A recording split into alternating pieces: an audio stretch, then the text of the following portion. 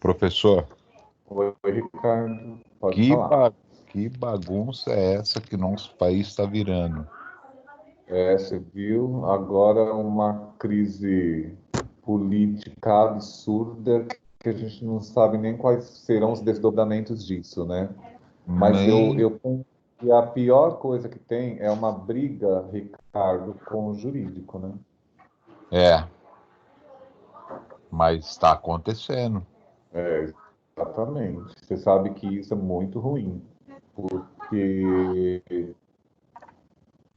não há como uma pessoa discutir sem fundamentação nenhuma com uma camada extremamente inteligente, né? É, exatamente. Eu acho que eu não sou petista, nada disso, também não sou bolsonarista, muito pelo contrário, mas não tem nem como defender ou se posicionar diante de um chefe de Estado que não tem condições nenhuma, né? É uma coisa louca isso. Eu Não, fico. e assim, é um acúmulo de traições e interpretações distintas que é impressionante, porque é É, Moro de um lado, Bolsonaro de outro, povo do outro, pelo amor de é. Deus. E eu acho que entre o próprio Moro, né? Ele é uma pessoa muito vaidosa, né? Eu também acho, vaidosa e terrorista, né? Aquela cara dele nunca me enganou. Eu sempre Nem a comentei assim mim. com Para colegas, mim, falei ele é assim, ó, terrorista. não vai dar certo. Ele tá, Oi, ele só Ricardo, tá deu pensando interferência no seu nele. áudio. Exatamente. Então, Desculpa eu acho aí. que teve ali uma fogueira de vaidades, entendeu? É, também achei. É. Então, vamos lá, Vamos lá. Ricardo. Vou pôr no mudo Pelo aqui, tá, visto, só professor? você mesmo nessa aula, né? Os outros tantos alunos estão nessa aula, mais ou menos alunos. Eu olhei lá, pelo menos 8 alunos foram aqueles que fizeram prova. E não entram na aula de jeito nenhum, né? Aliás, estou bem preocupado, né, com os demais alunos que não se preocupam, né, com essa questão de entrar na aula. E aí Não é depois nem eu só não se sei como é que vai preocupar, ficar a professor. questão. Para mim, isso é falta de respeito. Eu não sei como é que vai ser a questão de presença, porque essas aulas elas são todas gravadas e a gente tem presença, né? E todas as Porque sabe vezes o que que eu fui acontece, à professor? aula, a Olha gente só, vou ser muito forma, sincero. né? O pessoal está se aproveitando porque hoje a prova ela é online, pode estar tentando fazer consulta e etc, etc, e está achando que está lá. Inclusive, eu não fiz consulta nenhuma da minha prova. Até o senhor não chegou nem conseguiu. O senhor conseguiu dar uma olhada, professor? Eu que, na verdade, o que que acontece? Na hora que o sistema ele vai parametrizar a prova, ele acaba Hum. jogando pontuações diferentes. E Ah, aconteceu 3 provas com a sua e mais 2. Mas você viu lá a nota que você tirou, né? então, para mim ali tá 3. Não, não. Você viu lá nos seus pontos quantos pontos eu joguei para você? Não, não vi. Onde que eu vejo isso, Então, professor? 600 pontos de prova você teve. A prova valia 1.000, né? Você tirou Ah, 600, né? Você não esquece entendi. de 3, que a gente tem que transformar aquilo em pontos. Então, Tá. na verdade, você errou 4 questões só. Entendi. Tá? Então, a tua nota já está lá lançada, e a de todo mundo, tá? Fica tranquilo. E não Ah, foi vermelho, não. E também você pode visualizar os pontos de atividade. Você tem 2.000 pontos, tá? Por participar das aulas e tudo mais, que é o tá bom. máximo de pontos, é o máximo de pontos para o primeiro bimestre, tá? Então, você Ah, tem 2.000 pontos do primeiro bimestre, que é o máximo de pontos, tá, e 600 pontos da avaliação, tá? Então fica tranquilo. Ah, tá bom, professor. Agora fomos mais tranquilo mesmo. É, fica em paz. Eu estava só esperando a aula de hoje para poder te aliviar. E os Ah, demais, né? Mas os demais não entram, né? Eu estou bem preocupado mesmo. Eu vou até apontar isso para o Tiago para que ele veja o que a gente pode fazer. não, é Então, importante. hoje, Ricardo, o ideal é que a gente faça aí uma reflexão sobre os artigos, né, da Declaração dos Direitos Humanos. Não esquecendo, né, que essa Declaração Universal dos Direitos Humanos, ela foi literalmente uma consequência da Revolução Americana e da Revolução Francesa, né, e por consequência os resultados, né, e as consequências da Segunda Guerra Mundial. Então, essa Declaração dos Direitos Humanos, ela foi literalmente publicada em 1948, né, pela Organização das Nações Unidas. E relembrando o que a gente viu a aula passada, ela não trata de nada novo, né? E sim simplesmente colocar por escrito, né, e no papel como um documento garantindo os direitos humanos que já estavam previstos ou aqueles que por direito a vida humana merecia ter. Então ela não inventa nenhum artigo novo, muito pelo contrário, ela só declara aquilo que já era de direito de todos e como consequência, né, dos estragos que aqueles regimes totalitaristas deixaram para a sociedade, obviamente que havia necessidade de se garantir esses direitos humanos. E Ok. então, no artigo 1º dessa declaração, trata da liberdade e da igualdade, que devem estender-se a todos os seres humanos. Então, vamos imaginar que todo ser humano ele tem direito de liberdade e de igualdade no tocante à garantia dos seus direitos civis, políticos e sociais. Então, aqui a gente está perpassando, né, pelo conceito de cidadania. Então, a gente fala da liberdade de expressão, da liberdade de ir e vir, né, da igualdade de direitos, tá? É o que se diz aqui nesse artigo. Tá bom. Pensando aqui no artigo 1º, você gostaria de apontar alguma coisa sobre a relevância desse artigo? Ah, esse é um artigo muito amplo, né, professor? Extremamente amplo, né? Ele é muito amplo. Bom, vamos lá, vamos trazer para o cenário atual. Isso. No cenário atual, as pessoas estão criando, por exemplo, vou dar um exemplo para o senhor. O senhor mora num condomínio. O condomínio pode é, impedir o acesso de outras pessoas à sua moradia? Então, não, né? Porque o ser humano ele tem o direito de ir e vir. Então, agora, por exemplo, essa situação contingencial de pandemia, por exemplo, Sim. proibir a entrada de pessoas, isso é inconstitucional e não atende à Declaração dos Direitos Humanos, entendeu? Cabe, inclusive, processo, né? Você veja, a pessoa ela não pode ser impedida, ela pode sim se precaver e seguir as determinações de uma lei maior, não a do síndico, entendeu? Agora, professor, não poderia ser o caso hoje da questão da pandemia, o governo fazer um estado de sítio?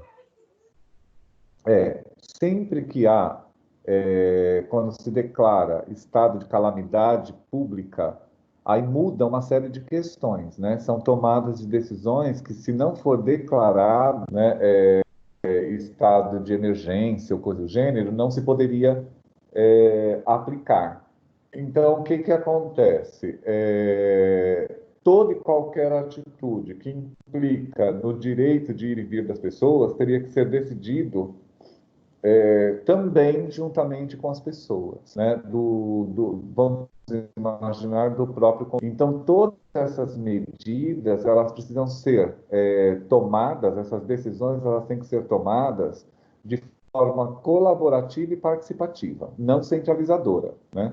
Então, o que acontece? Teria que se fazer aí, mesmo que fosse online, para evitar aglomerações, uma assembleia com todos os moradores, entendeu?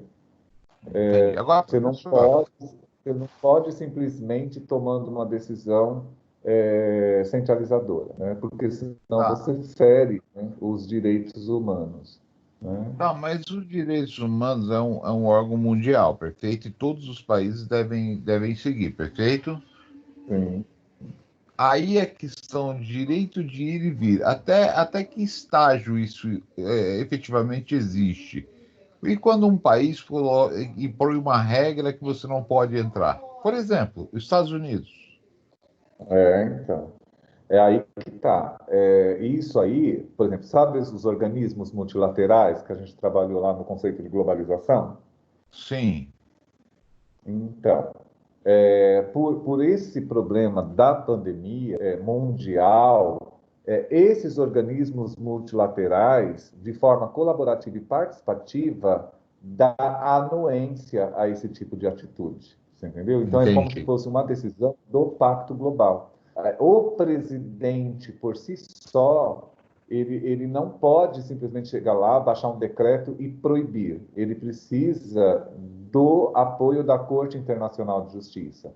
Então, todo esse discurso proclamado e essas legislações passam pelo crivo da Corte Internacional. E a Corte Internacional de Justiça é que determina isso, entendeu?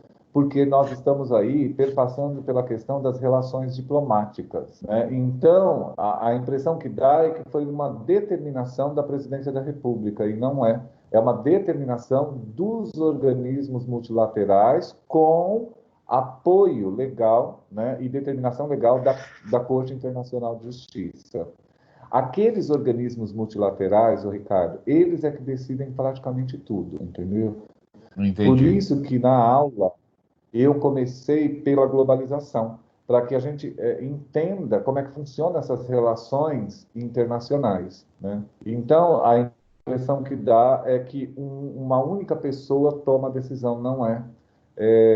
Por conta de uma tragédia global, né, esses organismos eles estão o tempo todo atuando para a tomada de decisão, né? Entendi. Então, é de comum acordo entre as nações. Então, o Brasil, ele não discorda disso, entendeu? Ele é consultado por meio do Ministério das Relações Internacionais, os governadores, por intermédio dos seus secretários de Relações Internacionais. Então, a gente tem lá nos organismos multilaterais a Secretaria-Geral, a Assembleia Geral e a Corte Internacional de Justiça. Então, todas essas decisões, elas não são tomadas sem o consentimento de todos os signatários, né, dessa declaração, por exemplo, universal dos direitos humanos.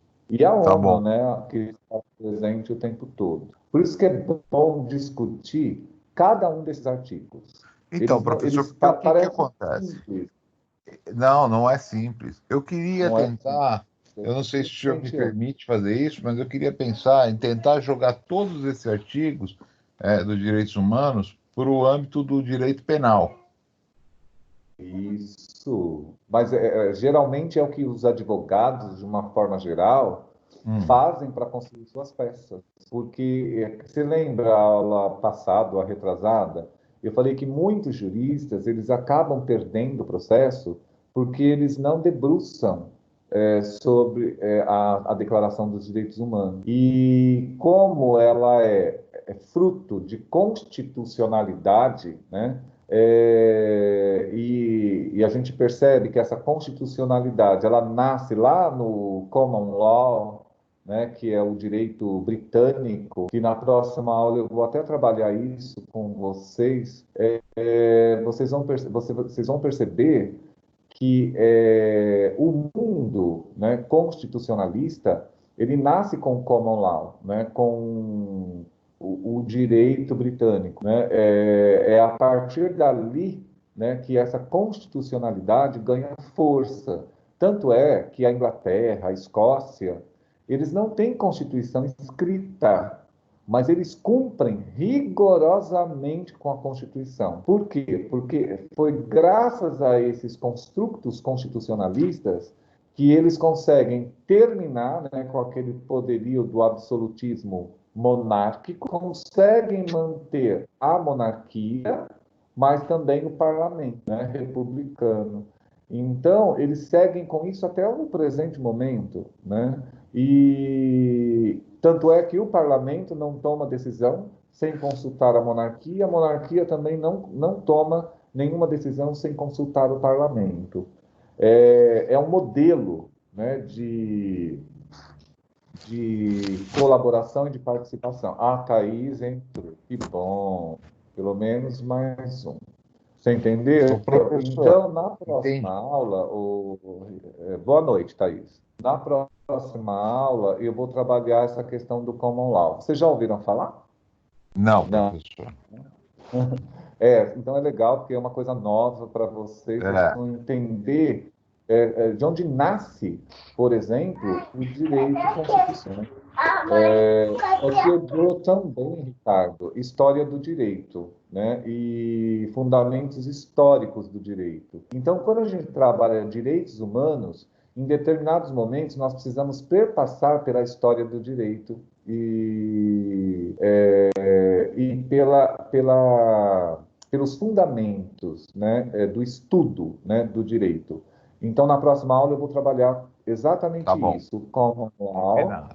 né, e a constitucionalidade para vocês entenderem como que surge essa Declaração dos Direitos Humanos. Não é só como consequência de guerra, mas também na garantia, né, desse exercício de cidadania, ok? Ok, professor. Então Vamos embora. agora, Ricardo, vamos para o Ricardo e Thaís, né? Vamos para o artigo 2º. Todas as pessoas podem requerer para si os direitos apresentados no documento, ou seja, na Declaração, né, dos Direitos Humanos. Nenhuma discriminação de qualquer origem pode ser feita. Então, aqui, eu acho que é um pouco mais simples, né? Então, independente da orientação, independente de raça, independente de orientação sexual, ideologia política, enfim, né? Todos sem nenhuma discriminação, porque discriminação é crime, tá? O preconceito ele pode ser trabalhado, né? Há até um certo perdão, né? Porque o preconceito ele está muito atrelado à questão da cultura, aos valores individuais. E claro que com o tempo a gente consegue ir trabalhando a questão do preconceito, se abrindo para um mundo maior, né? Para uma cosmovisão. Agora, a discriminação ela é criminosa, né? E então vamos imaginar que todas as pessoas, né, todo o humano, podem requerer esses direitos que estão aí dispostos na Declaração dos Direitos Humanos, sem qualquer discriminação. Tá E, certo? professor, qual que é a Então, diferença de discriminação para preconceito? o preconceito tem uma relação muito forte com valores passados de forma estrutural. O que significa isso? O que é a questão da estrutura? É a família, a escola, a igreja, as edilidades de uma forma geral. E tem uma relação muito forte com a questão das temporalidades. Então, a cada momento que o mundo vai vivendo, nós recebemos, né, da grande narrativa, que é todo o acervo cultural da humanidade, uma carga, né, de valores. E esses valores, eles são muito individuais. Então, de repente, tem uma relação muito forte com a cultura. Então, de repente, eu não aceito, por exemplo, que uma mulher tenha, após o segundo filho, o seu clítoris cortado, por exemplo, rompido, né? Isso aí parece que é uma questão de mutilação. Mas, para a cultura de uma boa parte lá do Oriente Médio, isso é normal. Então, quando eu me sinto agredido com esse tipo de coisa, e aí a gente pode, no caso, ir trabalhando isso ao ponto que daqui a pouco a gente precisa aceitar, é a cultura de um determinado local, né? Então isso pode ser trabalhado, você fica um tanto quanto chocado, mas você pode trabalhar, né? Isso é conceito.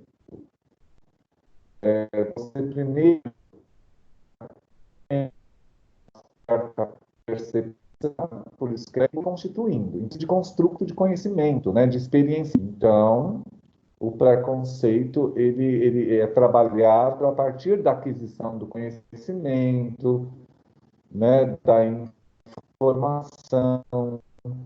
Então, você precisa dar tempo, né? Às vezes, para algumas pessoas, trabalhar os seus preconceitos. A discriminação é consciente, né? Ela tem a ver com o ódio, com o... Tá? Essa é a diferença. Por isso a discriminação é crime, certo? Entendi, professor. Ok. Então, por exemplo, o racismo. O racismo não é preconceito, é discriminação, é crime, entendeu? É, é assim que funciona. A questão da homofobia é discriminação, isso é crime, né? A questão da misoginia, né? Aquele ódio em relação à mulher, né? Isso também é discriminação, isso é crime, né? Então, vocês, ao longo do curso de Direito aí, vocês vão estudar profundamente essa questão de atos discriminatórios, porque isso desdobra muitos processos, né? Então, a minha maior preocupação, Ricardo, é o direito toma muito cuidado com essa questão do preconceito e da discriminação. Para um profissional da área jurídica, é incabível tanto uma coisa quanto a outra, tá? Não, Então, professor, mas requer eu acho que é aí muito um fácil estudo, né, confundir bastante discriminação com preconceito, fácil. né?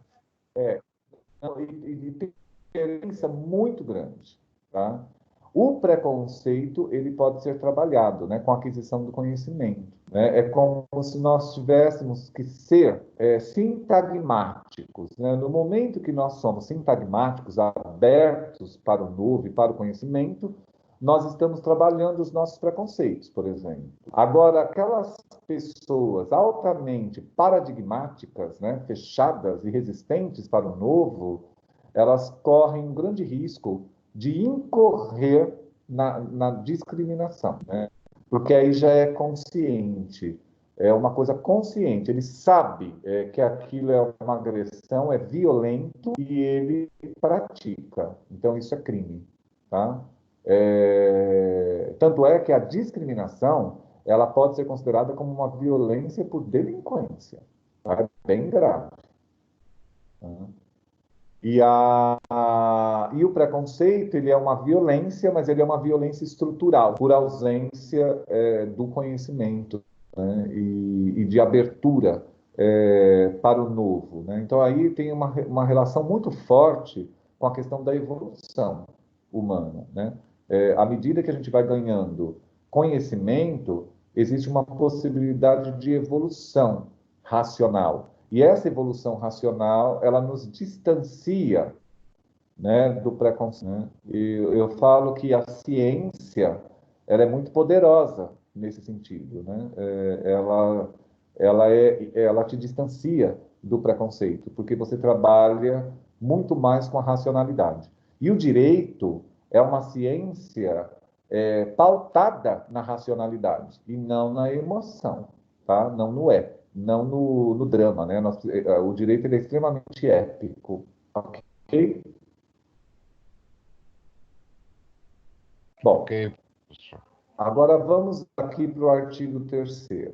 são apresentados os direitos mais fundamentais: a vida, a liberdade e a segurança pessoal.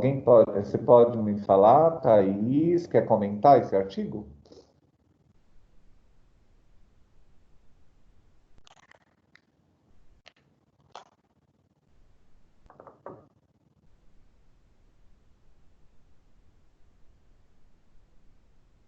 Olá, Ricardo, Estou Thaís, aqui, querem comentar? professor. Querem comentar esse artigo? São apresentados os direitos mais fundamentais: a vida, a liberdade e a segurança pessoal. O que vocês entendem por isso?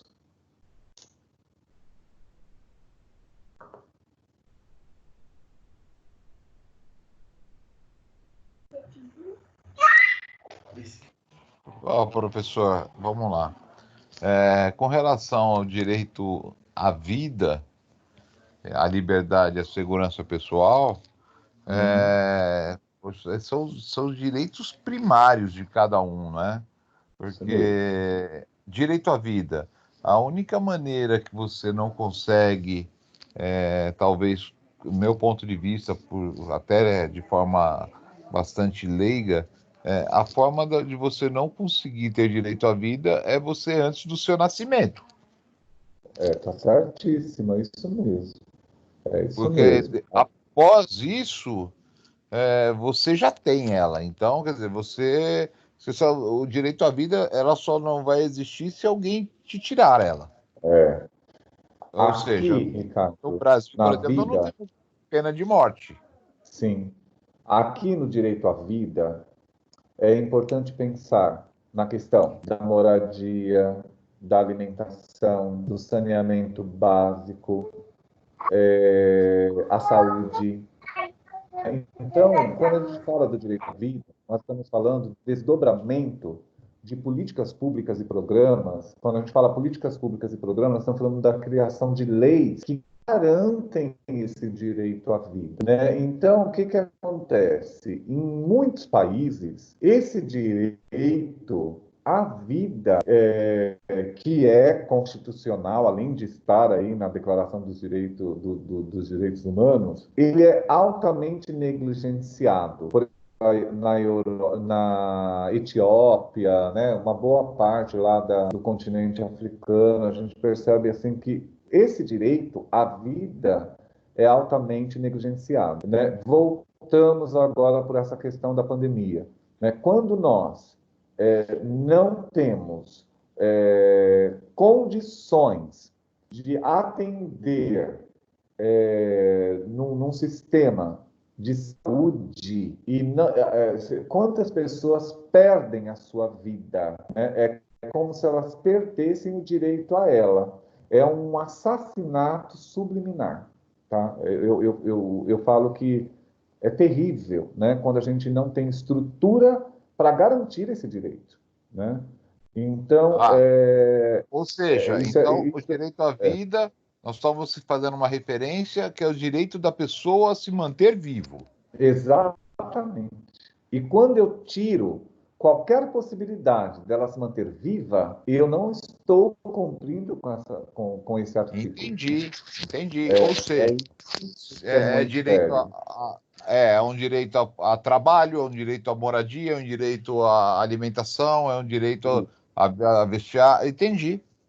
Mesmo que as políticas, vamos imaginar, não se cumpra, elas precisam ser criadas diante desse artigo, né? Então, todas as políticas públicas, né, que se desdobram para manter a vida, por exemplo, campanha de vacinação, Sim. os programas de saúde, de alimentação, tudo isso é para dar essa garantia à vida, à educação, enfim, né? Então, quando a gente, mais uma vez, você tem razão. Quando a gente fala que todos esses artigos eles são amplos por demais, eles são mesmo amplos por demais, né? Eu falo que hoje, né, na contemporaneidade, uma das coisas mais difíceis de se garantir é o artigo 3º, porque está muito difícil viver, né, no mundo com tantas desigualdades e com tantas negligências em relação aos construtos, né? Agora, Mas eu acho que o problema é maior, professor, porque como se recorre a isso? é aí que está, né? É aí que está. Por isso que quando um ser humano, por exemplo, ele precisa de uma cirurgia e ele não consegue, ele precisa buscar o apoio jurídico, entendeu? Para tentar conseguir isso via liminar. Quer dizer, nós hoje praticamente movimentamos o direito à vida, à liberdade, à segurança, que é esse artigo 3º, por via jurídica, porque de uma forma filogênica e natural nós não conseguimos, Entendi. né? Artigo 4º. Diz que ninguém pode ser mantido em regimes de escravidão ou servidão. Aqui é fácil, né? Sim. Mas ainda há territorializações que conseguem fazer isso, né? Tá. Sim, a China é um grande exemplo disso. Isso mesmo, Bolívia é um grande exemplo disso. Venezuela é um grande exemplo disso. perfeito. É isso mesmo que eu E queria como ouvir. que, se a gente está falando de direitos humanos, é algo mundialmente reconhecido, como é que a Uhum. gente ainda tem isso aqui no Brás, nas Pois empresas que é, contratam boliviano para com costurar? haitianos, com nossa, cubano, Exatamente, nigeriano, angolano. exatamente, angolanos. É isso que a gente precisa refletir, né? E é claro que tem aí um grupo de agentes sociais da área jurídica tentando defender esses direitos, né, humanos dessas pessoas. Mas é o mínimo, né, que a gente percebe. Então, vamos imaginar que vocês aí no futuro acabem assumindo, né, um cargo público para servir esse cidadão que não tem condições de buscar os seus direitos. É importante essa reflexão, tá? Ok. É bem sério, né? O artigo 5º diz que ninguém pode ser submetido à tortura, crueldade ou a qualquer tipo de tratamento degradante.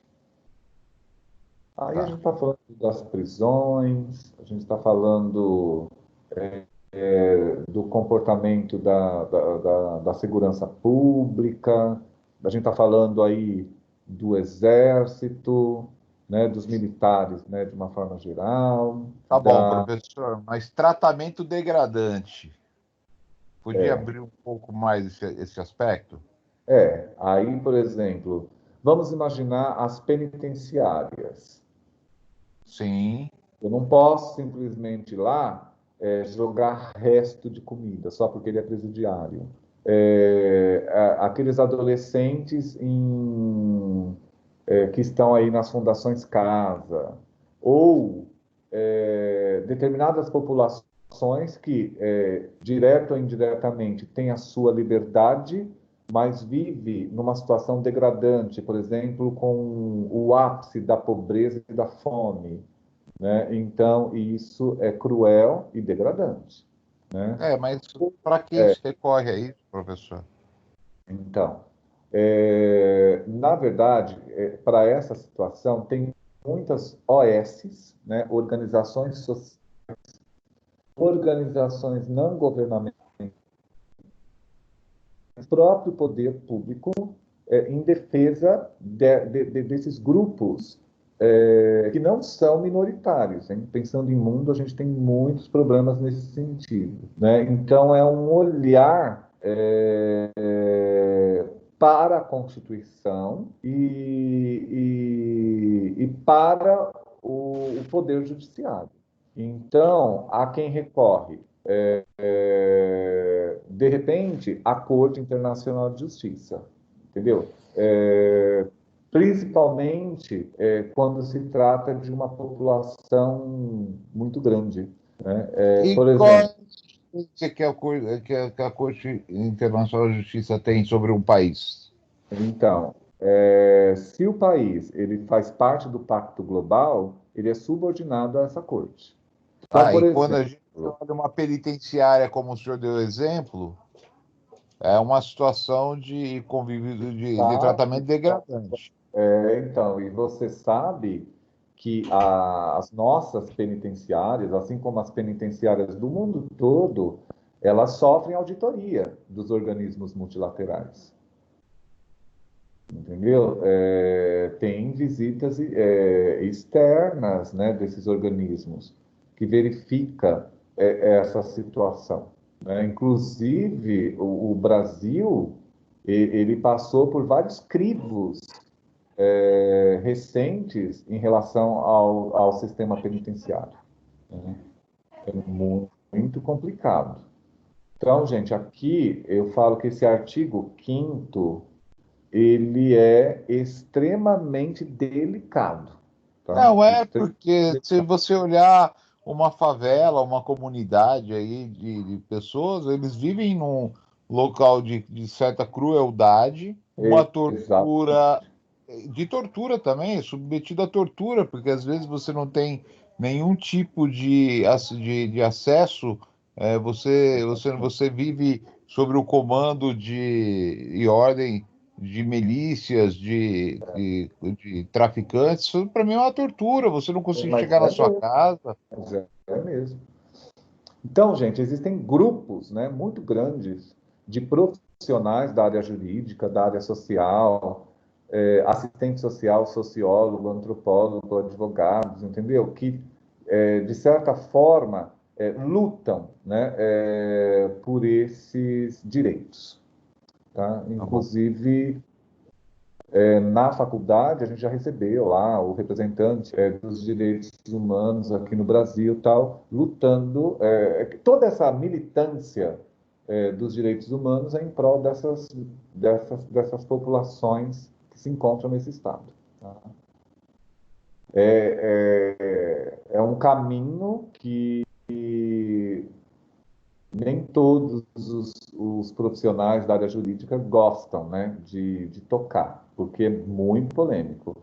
Além de advogado, você precisaria ser um agente social bastante militante para dar conta de tudo isso, né? Fazer parte de alguma organização social, fazer parte de alguma ONG, em defesa, né, desses menos favorecidos, ou nada favorecidos, né? Eu nem gosto do termo menos, eu prefiro nada favorecidos, porque é degradante realmente, Ricardo. A gente está falando de que não deveria, né, sob hipótese alguma, num país rico como nós, por exemplo, núcleos subhabitacionais, né? Na área do direito, a gente não pode usar nem o termo favela, tá? Vocês vão usar o termo núcleo subhabitacional, tá certo? Ok, professor. O artigo Tá 6º. certo. Já vão usando, já vão mexendo aí no glossário de vocês, tá? Então, por exemplo, leigo, vocês vão usar o termo neófito, ignóbil, favela, isso é pejorativo, vocês vão usar o termo núcleo subhabitacional, é, seguidores, né, discípulos, vocês vão tirar esse termo discípulo e usar sequazes, né? Então a gente começa a dar, quando a gente voltar para a aula presencial, eu vou passar um glossário bem grande para vocês, já substituindo um pouco, enriquecendo um pouco mais a linguagem jurídica, né? Usar o termo mais jurídico. Ótimo, professor. Isso é Boa. muito importante, né? E eu percebo, assim, no curso de direito, uma falha muito grande nesse sentido, né? As pessoas começam a enriquecer o seu vocabulário técnico só no momento que começa a atuar, né? Que começa a ler outras peças, a ler. E eu falo que essa comunicação, a linguagem na área do direito é extremamente profícua, né? Precisa de uma propriedade maior. Por quê? Porque por meio da linguagem, pessoal, a gente expressa preconceito. E você lembra que eu falei lá a questão do preconceito, Ricardo? O que acontece? Quando eu uso o Sim. Sim, eu termo lembro. favela, né? É um termo preconceituoso, né? E a gente Entendi. não percebe, né? Então, ter propriedade vocabular, né, de glossário, para nos referir a determinadas situações, né? Mas fiquem tranquilos, se a gente não voltar esse semestre, em uma dessas nossas aulas, a gente trabalha um glossário bem rico para vocês passarem a utilizar, tá? Assim, o tempo todo. Até numa conversa que a gente tem em colegas, seria interessante já começar a substituir alguns termos por termos mais corretos, Jurídico. jurídico, isso. Então vamos lá aqui no artigo 6º. Pessoal, fiquem tranquilos, se não Professor, der... Oi, pode falar, Thaís. voltando lá no artigo 3º, rapidinho, é porque minha internet está um pouco ruim hoje. Ai, não é só a É, sua, não. Vamos lá no artigo nossa, 3º. Pode falar. demorei para entrar e tá caindo toda hora, tá falhando. Mas enfim, Tá, fala. esse direito à vida engloba o aborto? Engloba, Thaís. Engloba sim. Eu não queria nem passar, né, por essa questão.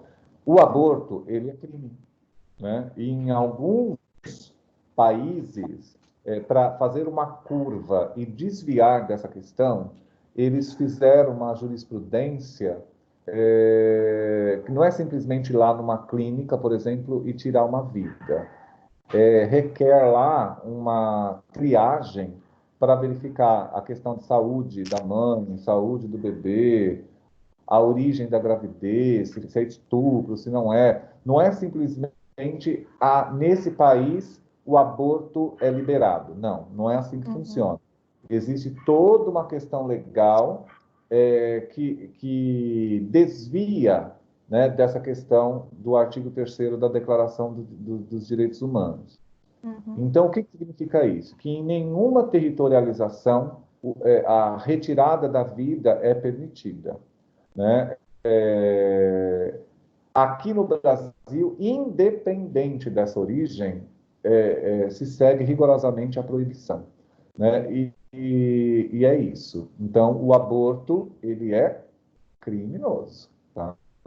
Só em alguns países que eles conseguiram criar um subterfúgio à lei, né? Um desvio, né? Por conta dessa questão. E ainda não é no país como um todo, não é o Estado como um todo, tá? São Uhum. alguns lugares que eles analisam esses critérios legais, né?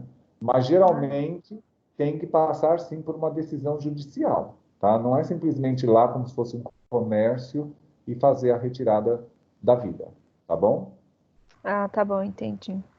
Professor, usando aí a pergunta da Thaís. E quando uma vida depende da outra? Então, isso aí o que que acontece? No Brasil não há opção, né, de escolha, tá? A possibilidade é de que a medicina salve as vidas, né? Então, é uma tomada de decisão altamente deontológica. O que é a deontologia? É a ciência que estuda o dever, né? Então, por exemplo, cabe à medicina uma tomada de decisão deontológica, cumprimento de dever. O cumprimento de dever é fazer o máximo possível para salvar ambas as vidas. Não deu certo uma delas ou as duas acabam perdendo, tá? Mas não tem essa opção, olha, vamos salvar a mãe, deixar o bebê, vamos salvar o bebê, deixar a mãe. Isso é ilegal, né? Então,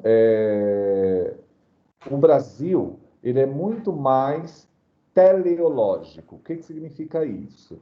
Que nós precisamos cumprir com o dever, mas agradar o maior número de pessoas possíveis. Entendeu? É assim que Ô, funciona. professor, eu vou fazer uma sugestão. O senhor está fazendo um monte de palavras aqui que eu acho que é importante estar nesse glossário. Ou então já disponibiliza aí um dicionário para a gente antes. Você lembra? Por isso que eu estou falando. Urgente. Concorda, Thaís? Isso. Concordo. Então, eu vou montar para vocês um glossário, tá? Para a gente. Tem que fazer curso para falar isso. Tá. Tá começando a pegar, né, Ricardo, o negócio. Mas então, é esses termos que eu quero que vocês aprendam e começam a utilizar, tá? E eu vou fazer, então, para a próxima aula, um glossário com o máximo possível de termos para vocês aprenderem e começar a substituir, tá? Algumas palavras, tudo bem? Por exemplo, leigo. Você falou agora há pouco, olha, eu sou meio leigo. Não, você não vai falar mais leigo, Ricardo, você vai falar neófito. Eu ia falar laico. Não. Vocês vão falar, ó, olha, eu sou neófito, eu sou ignóbil em relação a isso, mas o termo leigo vocês não vão usar nunca mais. Pelo menos o Ricardo e a Thaís não, que estão assistindo a aula. Né? Ô, Então, professor, pode falar, Thaís. esse artigo terceiro, então, ele é bem... Ele é Sim. amplo. Todos eles, Thaís, eu estava até comentando com o Ricardo agora há pouco. Todos eles são extremamente amplos. E Por delicado, isso, né?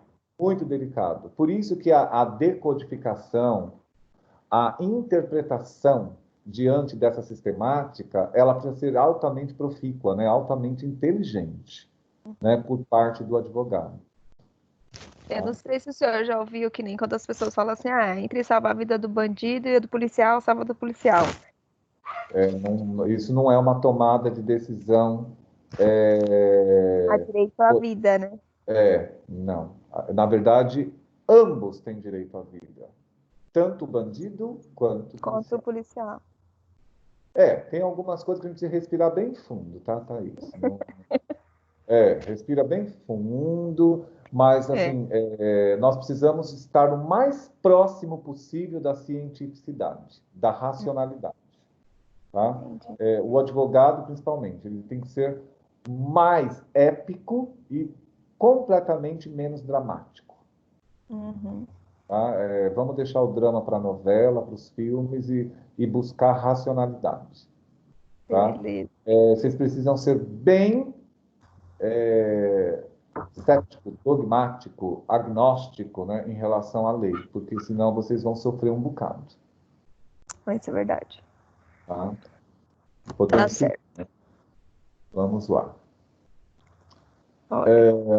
Então, vamos aqui. A personalidade, o artigo 6º, tá? A personalidade jurídica, ou seja, o reconhecimento legal e jurídico de todos como cidadãos, deve ser reconhecida em todo e qualquer lugar. Tá? Então, vocês lembram quando a gente falou da garantia dos direitos civis, políticos e sociais no conceito de cidadania? Então, isso é a personalidade jurídica. Tá? É o reconhecimento desses direitos em quaisquer territorializações, qualquer lugar.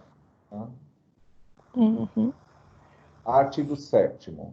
A lei deve ser igual para todos, deve proteger a todos, e o documento da declaração também vale para todos, não importando as diferenças.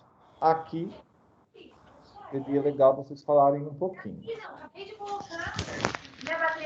Aqui no Brasil não é muito certo isso não, né? Exatamente. Por isso que tem aquele livro, né, do José Murilo de Carvalho, Cidadania no Brasil, um longo caminho, né? Nós estamos ainda muito distantes dessa questão da equidade, né, da igualdade para todos. Embora essa igualdade, né, essa equidade para todos é constitucional. Por isso que eu vou trabalhar a aula que vem a questão da constitucionalidade, né? Como que nasce essa questão da Constituição, né? Eu falei bem no comecinho que eu vou trabalhar o direito jurídico, né? O common law, na próxima aula. Então, vocês vão entender, né, essa questão de igualdade, de proteção, né?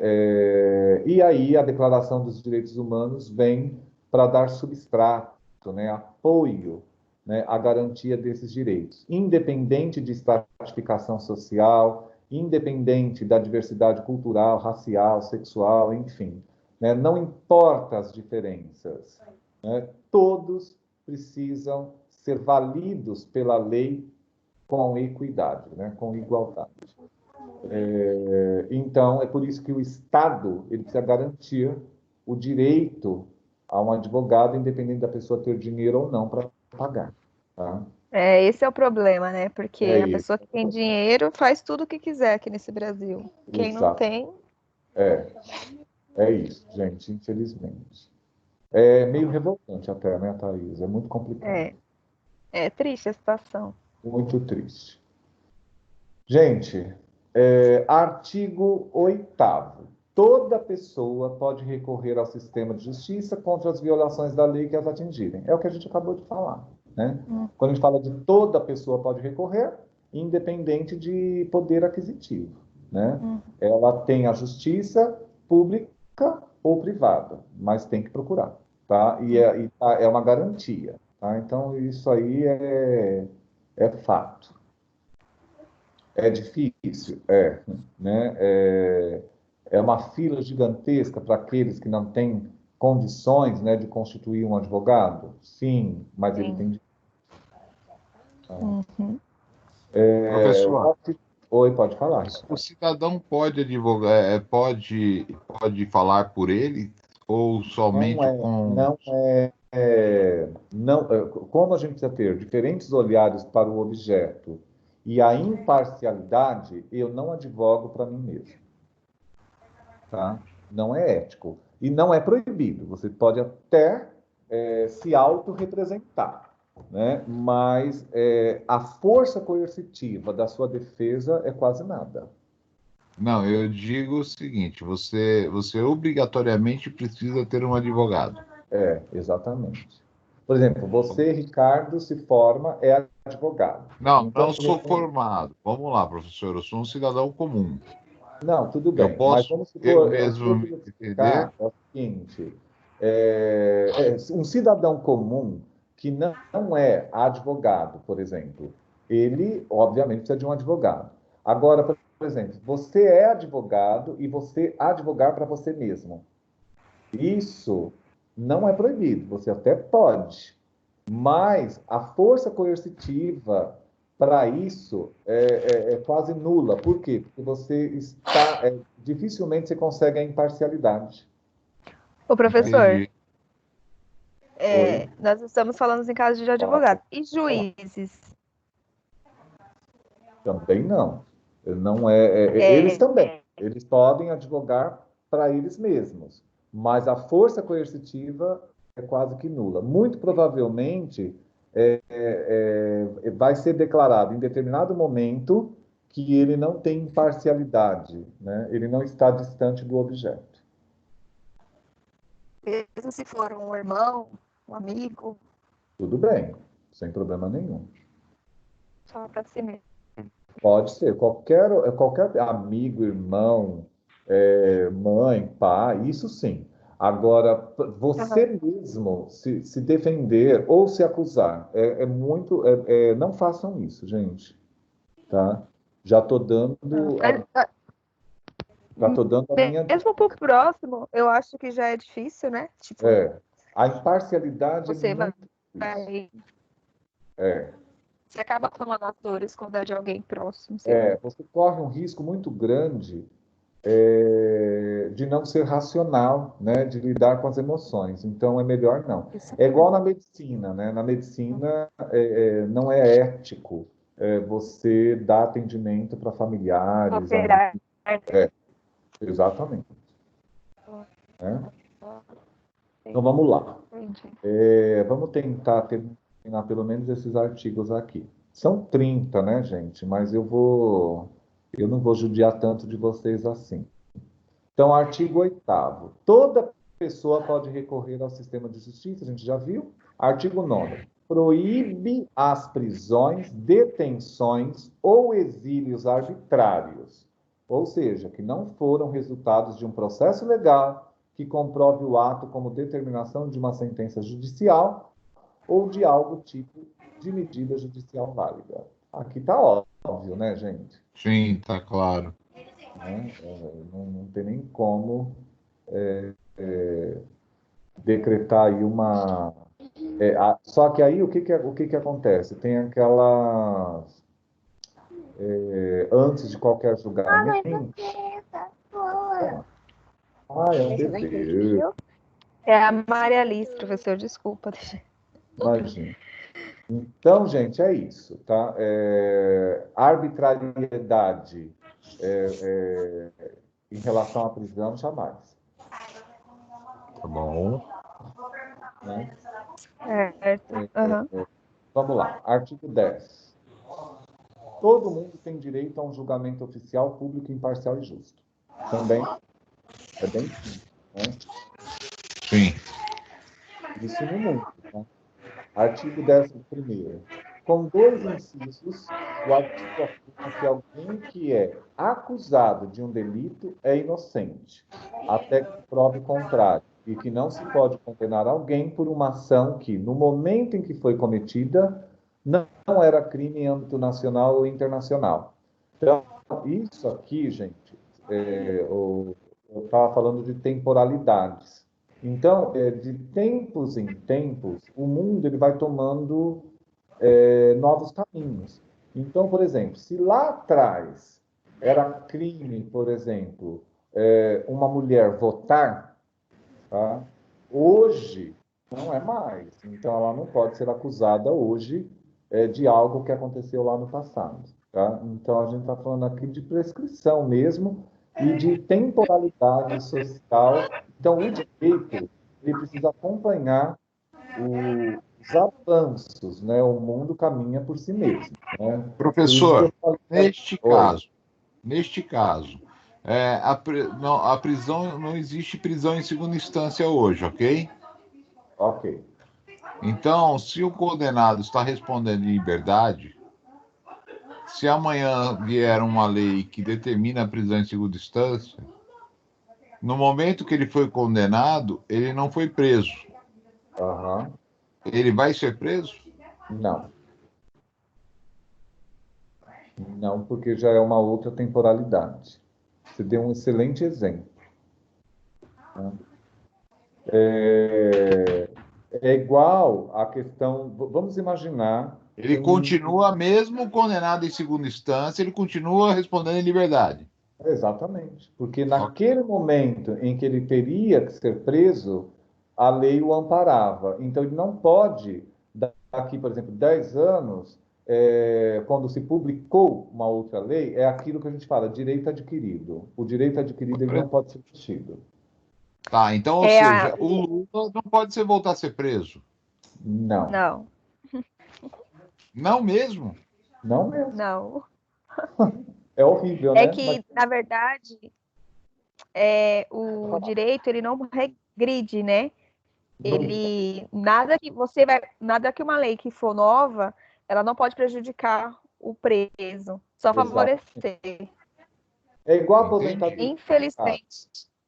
Não, É até igual. aí eu entendi. Se fosse num crime, por exemplo, roubar igreja hoje não é crime. Amanhã isso se torna crime, eu não posso ser preso Não. retroativamente por conta disso. Ok. Agora, o cidadão que já foi condenado em segunda instância, ele responde em liberdade e amanhã sai uma lei, decreta a lei que toda pessoa condenada em segunda instância deve se responder em processo em cárcere fechado, ele não Aí, vai, não vamos tem que supor. ser fechado?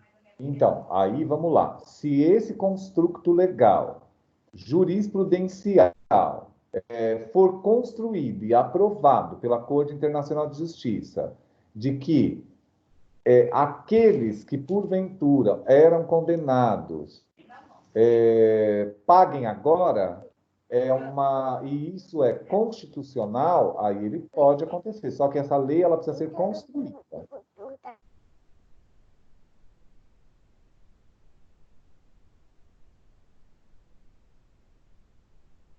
Realmente trânsito julgado, e se em condenação em segunda instância, ele pode ser preso. Pode, entendeu? Mas aí teria que fazer uma alteração na Constituição. Aí essa emenda ela teria que ser votada, né, nos países, por exemplo, Todo um republicanos, processo. no Congresso e tudo mais. É assim que funciona. Eu não posso lá, como um jurista, Você vai cair. retroagir, a não ser que essa lei atual não anule aquela, né? Altere os dispositivos da lei anterior, tal, e passa a vigorar, tá, tá, tá, tá, tá, tá, tá, tá. Aí tudo bem, entendeu? Mas aí Que precisa ser da alteração geralmente, da lei. mas geralmente quando acontece isso, acho que é 30 dias, não é só? Exatamente. Nada além disso. É muito Tem 30 dias. complicado essa questão da lei. Muito complicado, porque direito adquirido é direito adquirido. Por Eu isso que eles lembro fazem isso, que nem aconteceu agora, nesse caso do Lula, que nem no caso ele citou aí. Eles fazem isso para favorecer as pessoas do que. óbito, E aí, exatamente. por isso que eles não tem como voltar atrás. Para voltar atrás Não tem. é um sacrifício. É um sacrifício por conta da alteração da Constituição, né? Do Código Exatamente. Penal, tudo mais. Você vê, ó, o Código Penal brasileiro ele foi revisto faz pouco tempo, né? Tanto é Igual o que Código Civil, igual o Código Civil, há pouco tempo. 30 anos É. para ser Então, revogado. né, a gente precisa de um novo olhar para tudo isso, né? Então, vamos lá, gente. Artigo 12º. A lei deve proteger para que ninguém sofra intromissões no âmbito privado de suas vidas. Então, da minha vida cuido eu, da sua vida cuida você.